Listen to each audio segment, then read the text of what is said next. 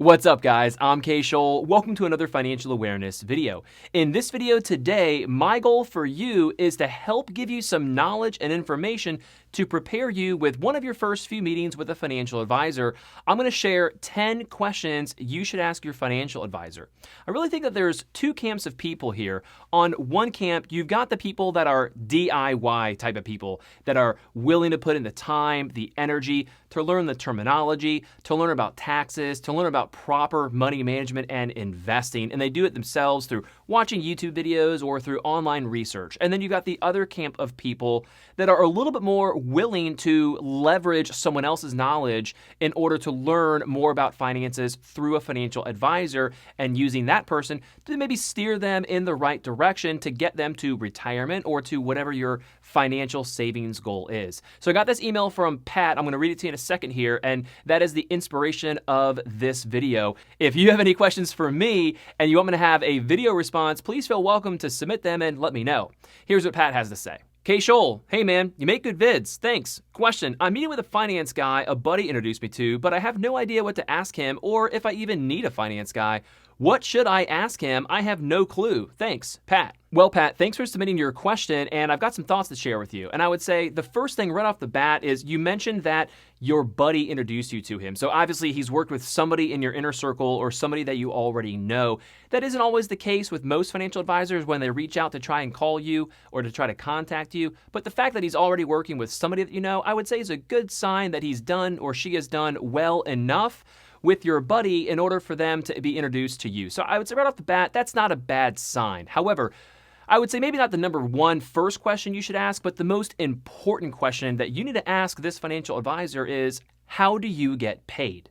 When you know and understand how a financial advisor gets paid, then you'll have a really good understanding of what, not necessarily their hidden agenda, but you'll get an idea into which of their recommendations is going to compensate them one way or another. So just to kind of give you a brief, quick rundown, financial advisors get paid several different ways.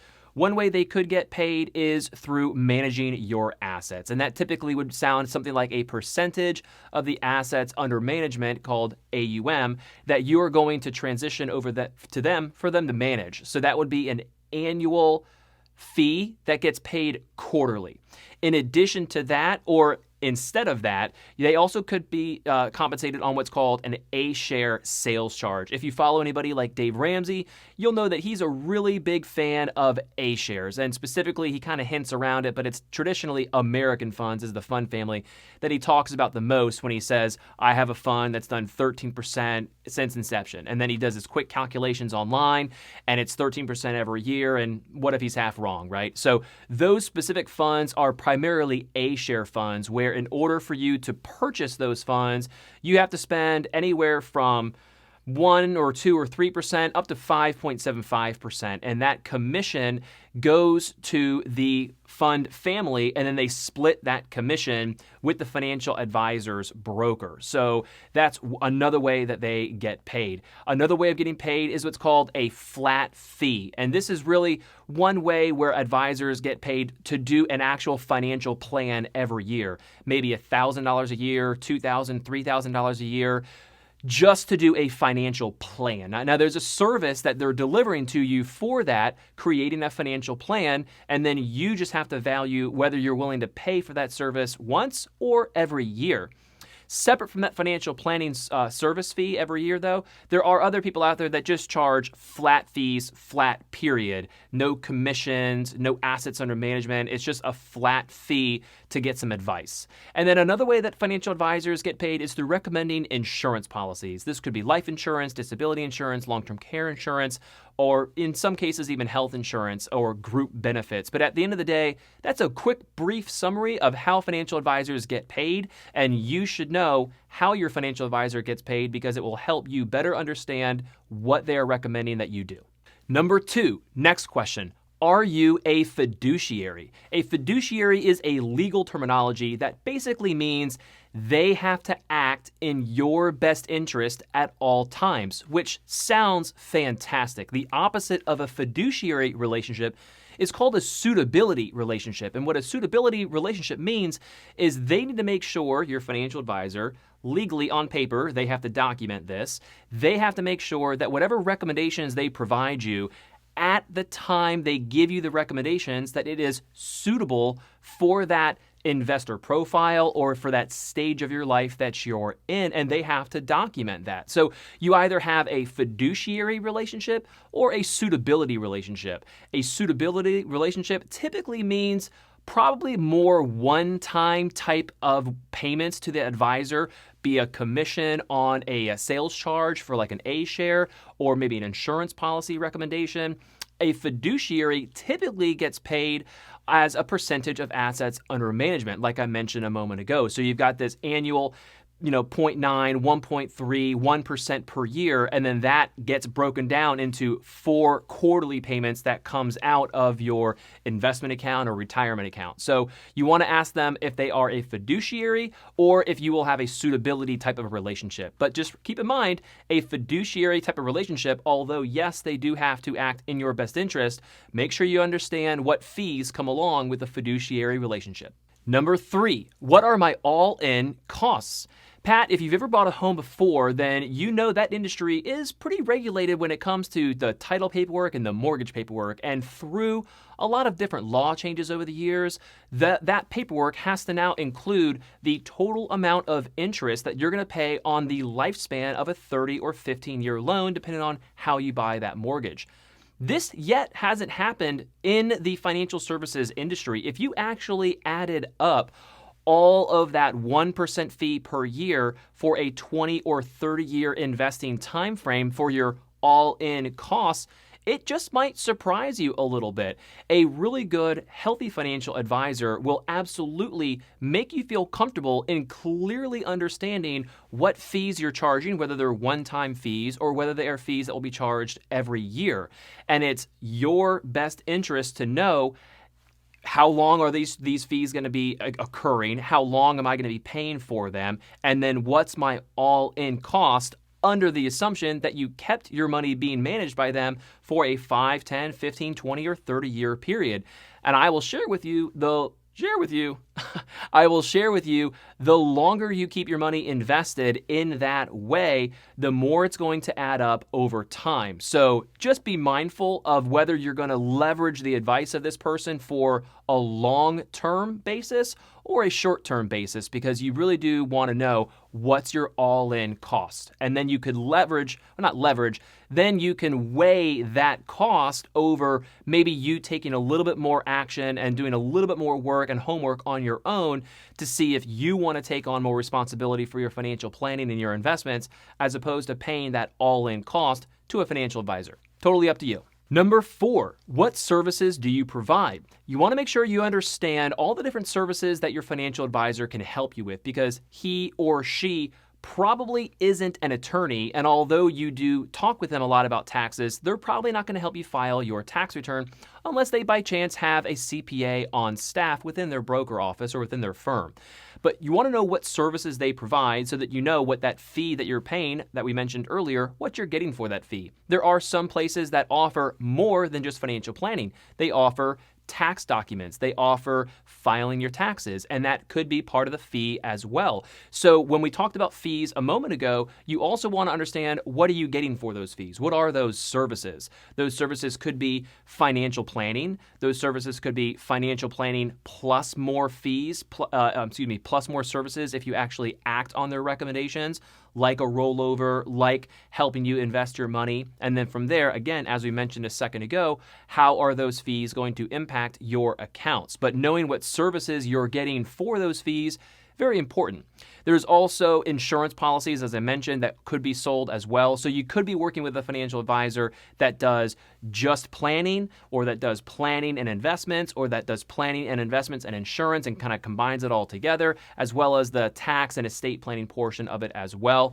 Estate planning, again, traditionally isn't part of a financial plan from a financial planning office, but there are some financial planners that also have attorneys on staff as well, where it's kind of like a one-stop shop where they help you with your taxes, they help you with your estate planning, they help you with your investments, with your insurance, and they kind of bundle it all together. So make sure you fully understand what services you can pick and choose from for the fee that you're getting. Number 5, what are your qualifications? I think you could break this down into 2 different categories here. You've got formal qualifications, and then you have more casual, informal qualifications, which I'll get to in a second.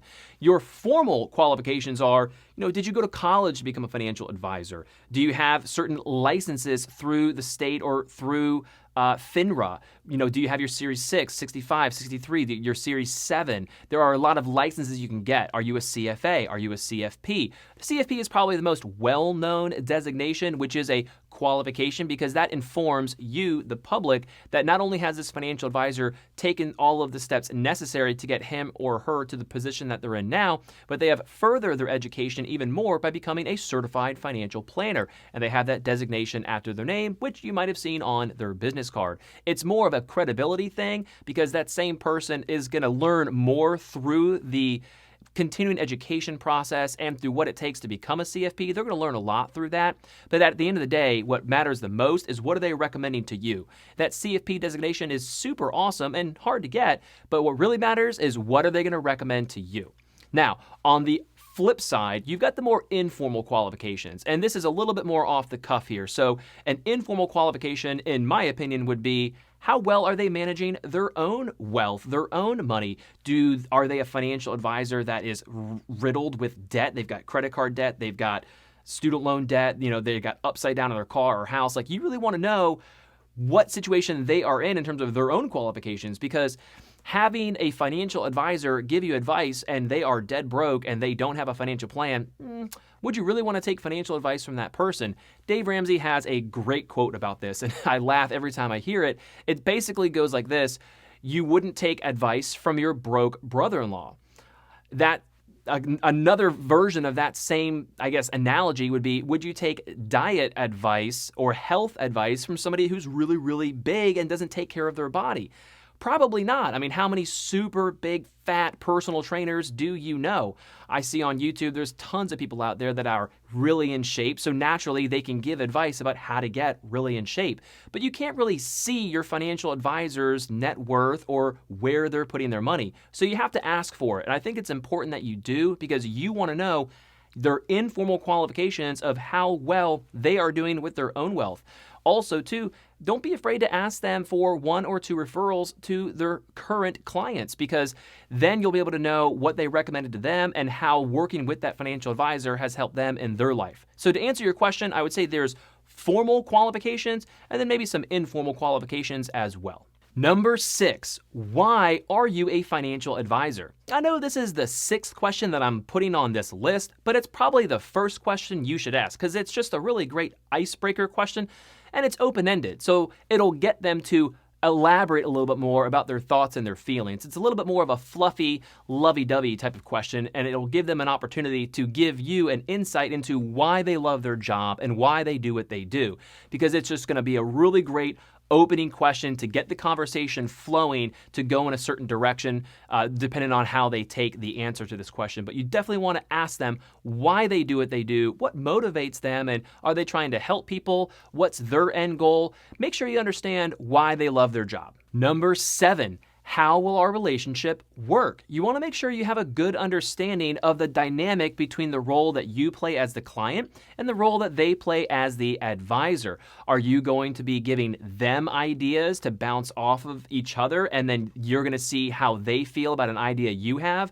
Are you just going to be sitting back, soaking in all the information, and they just pummel you with knowledge and pummel you with ideas, and then you pick and choose? Or is it going to be a little more back and forth dynamic where you help each other out to get to the best scenario for you and your personal and unique situation? Make sure you understand how the relationship is going to work. Again, set the expectation early on so that you understand how it's going to work. One of my favorite quotes is that all conflict is a result of expectations not being met.